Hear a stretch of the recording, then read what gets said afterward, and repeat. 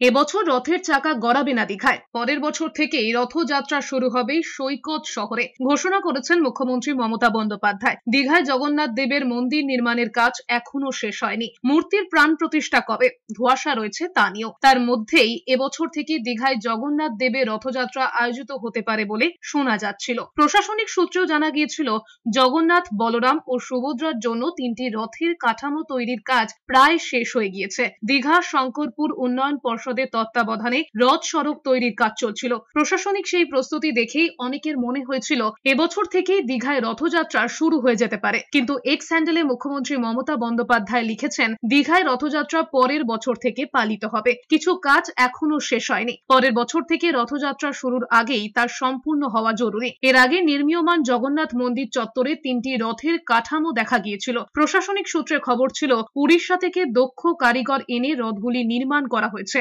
প্রতিটির উচ্চতা প্রায় 15 ফুট। একটিতে গাঢ় সবুজ, একটিতে কমলা আর অন্যটিতে হলুদ রঙের প্রলেপ দেওয়া। রথের মাথার চূড়াও বসানো হয়েছিল। সূত্রের দাবি ছিল, পুরীর রথের আদলে তৈরি দীঘার রথের চূড়াগুলিকে শেষ মুহূর্তে রঙিন কাপড় দিয়ে মুড়ে ফেলা হবে। অন্যদিকে ইতিমধ্যে রাজস্থানের বংশী পাহাড়পুর থেকে জগন্নাথ, বলরাম ও সুভদ্রার মূর্তিও চলে এসেছে। সেগুলির মোড়ক এখনো খোলা হয়নি। মন্দিরের অন্দর সজ্জার কাজ শেষ হবার পরেই মূর্তিগুলিকে স্থাপন করা হবে বলে জানা গিয়েছে।